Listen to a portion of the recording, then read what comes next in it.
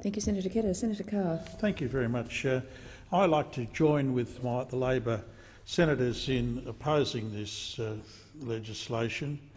It's been said that doing the same thing over and over again is and expecting a different result is a classic definition of insanity. And of course I think the government would have to agree that that's precisely what they are doing here.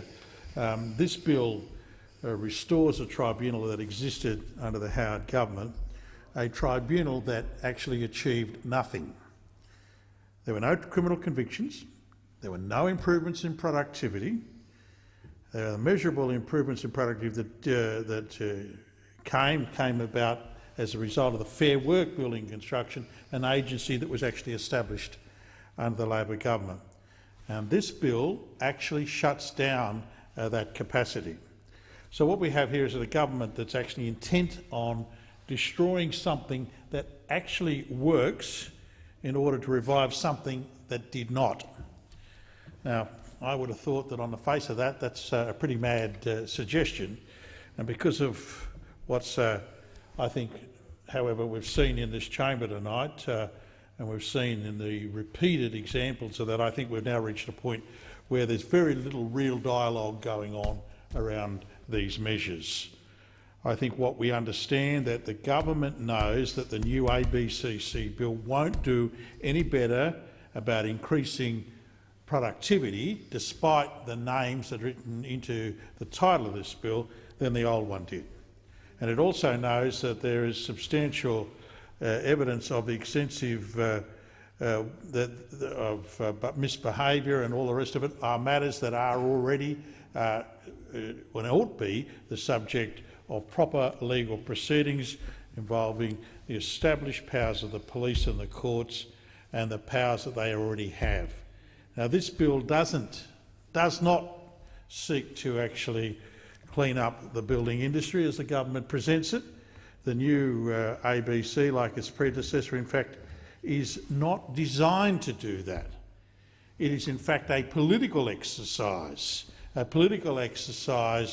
which is to demonise unions in the hope of garnering support for the Liberal Party. This is a program of institutionalisation of fear in Australian workplaces, so of course the government can claim that it's made some success in terms of its attempt to intimidate workers and their ability to actually represent and defend their interests in terms of their living conditions. Now, we've just had a double dissolution 6 months ago or thereabouts where this was supposed to be the core issue, hardly mentioned throughout those proceedings, because the government knew that the measures that this bill contained were not going to attract popular support. They aren't there to attract popular support, they're there to actually smash the industrial conditions of workers in the building industry.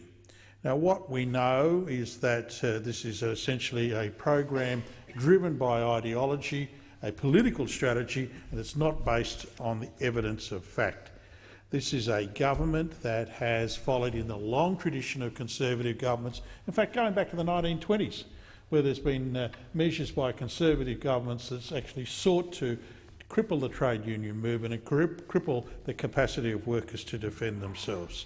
Now, the whole issue here is one where the government, who makes great claims about the importance of the rule of law, the importance of civil liberties, the questions of the judicial process, is quite prepared to scrub all of that if it can pursue a political advantage. And Senator Ketter, I thought, made a very, very strong case as to why this new regime that the government's seeking to establish is actually in such fundamentally in breach of what we've understood to be human rights in this country. And I take the view that the Law Council, which was quoted extensively by Senator Ketter, has made a point. And I'm struck by their position, which said there are a number of features of this bill are contrary to the rule of law principles and the traditional common law rights and privileges, such as those relating to the burden of proof,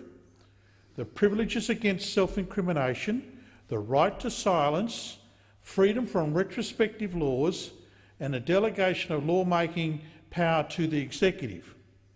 It is also unclear as to whether the aspects of the bill which infringe upon rights and freedoms are necessary and a proportionate response to the allegations of corruption and illegal activity within the building and construction industry. Now, that's from a body of lawyers. It's a body that is known, in fact, I think, for its conservative response to these issues, not one that's identified directly with the Labor movement.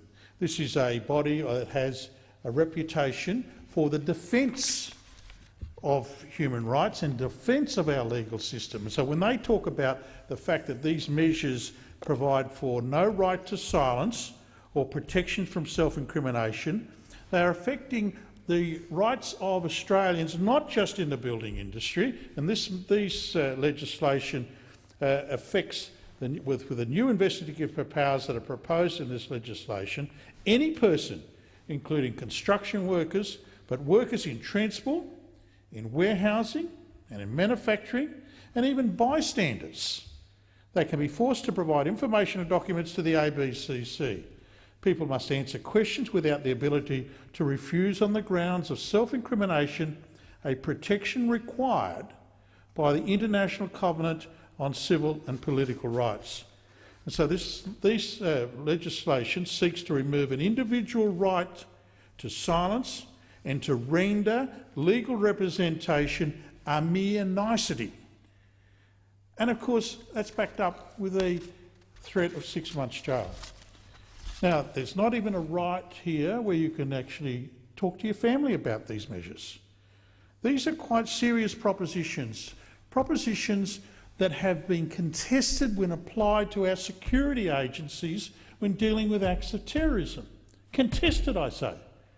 Yet this is measures provided to an industrial policeman who, of course, is now accepted by quite considerable numbers of people on the other side. And I would have thought, given the traditions of liberalism in this country, you would have expected them to be saying that this is not an appropriate use of state power in a country like this. Now, it goes to the point where there's the power to actually enter private premises without warrant, without consent. There is provisions here for the reversal on the onus of proof. Now, we're told that there'll be amendments that'll pick all these sort of things up. Let's see if that actually happens. Let's see if that happens. But the fact that a Liberal government would propose such legislation, I would have thought would raise serious concerns in itself. But then, of course, we have to think about what it is about Liberal governments and the rights and responsibilities of citizenship as seen by Liberal governments. Because it's quite clear that those rights and responsibilities don't apply to working people. They don't apply to people who actually work for a living. They don't apply to people coming together to defend their industrial rights. And that's why I think these measures are very, very concerning. And that's, of course, as I say, a pattern of Conservative governments that we've seen for some time. Now, this is a government that has sought to restore the ABCC for a number of years now. It has sought to justify this on the basis of spurious claims about productivity, and the modelling firm Econtech has been brought to book in this arrangement. But of course, the evidence is just not there to sustain the claims. Of course, the minister likes to look at the ABS and to draw attention to the ABS figures on that. But what again we see is, on a close examination, the claims made by the government about these measures are not borne out by the facts. It's a simplistic and misleading argument to suggest that there has been changes in industrial bargaining and changes in industrial disputation which has got anything to do with the former ABCC. And what we know that, for instance, Judge Murray Wilcox, in his 2009 report on the Transition to Fair Work Australia for the building construction industry, he made the point, I believe most of the improvements and days lost in the building construction industry would have occurred anyway, even if the Building and Construction Industry Improvement Act had never been enacted. And of course we've got similar propositions that are being developed by the Productivity Commission and various analysts associated with the conservative side of politics. There's an acknowledgement that the government's own claims about the ABCC have never been actually borne out in fact. And what I am concerned about here is that, of course, we've got a government that is intent upon pursuing this matter to the point now where it would appear that they're prepared to accept amendments on a whole range of matters, on a whole range of issues not even directly related to the bill. So the question now becomes whether or not the government can secure any legislation, no matter what content remains, so it can claim at the end of the parliamentary session that it's great success. And of course the reality is the cross-trading that is now occurring, whether it be on water, whether it be on guns, whether it be on a whole range of matters, bears no relationship to the actual measures that the government's seeking to propose, or originally sought to present through this legislation. Now what I think what's actually happening though is that the government is just so desperate to be able to make an assertion of success it's prepared to fundamentally alter the way in which these measures are considered and prepared to just about accept anything. Now I don't know what it'll be like by tomorrow. The way I hear the news reports, it strikes me as becoming ever increasingly the case that the propositions being advanced by the crossbenchers are more and more bizarre. More and more bizarre, and they're desperate, the government's desperate attempt to get anything through, and so it can claim a success. Now we know that when it comes to the building industry, the government has a particular hostility to the CFMEU. And of course we know that the CFMEU is regarded by this government as an organisation that's particularly hated. It's hated because of its success. It's hated because this is the harbinger of things to come for so many other unions if this government is successful. Now it may well be that we'll end up with a bill that won't do any of the things that I'm actually suggesting is this bill, because it may well be an entirely different bill. I'm prepared to acknowledge that there's a distinct possibility, not that we've seen these amendments I might add, but given what we know is being discussed through the various media reports, it's apparent to me that it is possible that this government's quite prepared to trade away quite a number of the fundamentals of this bill just so it can have a bill of the title that, of course, it started with so many years ago. Now, of course, I don't think most Australians will actually be fooled by this. They won't be fooled for this because they understand that the real issues in regard to wages and the fact that our real wages in this country have not have effectively frozen, that the participation rates in terms of employment are the lowest we've had in a generation, that the level of casualisation and the great insecurities about work, these are the things that concern Australians, and they know that this government's attempt to actually cripple workers' ability to actually enforce their industrial rights will actually make all of those things worse. And ordinary Australians also worried that if you rip out money from their social wages, whether it be in education, whether it be in health, then all of the struggles that they face at work become more acute. And that's why I'm suggesting that this government may well get a Pyrrhic victory when it goes through its various amendments tomorrow, but it won't change the fundamental problem that this government is seeking to pursue an ideological agenda and a desperate bid to undermine the capacity of the Australian labour movement to actually defend workers' living conditions and the social wages of ordinary Australians.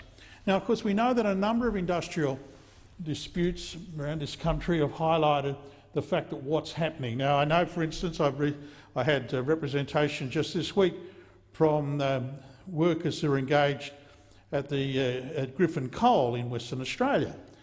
Now, this is at the town of Collie, which is in the southwest part of Western Australia, where there are, in fact, two coal mines operating, at Premier Coal and Griffin Coal, and Premier Coal is run, and I understand, by a Chinese interest. Griffin Coal is a subsidiary of Lanco Infotech Limited, which is based in India.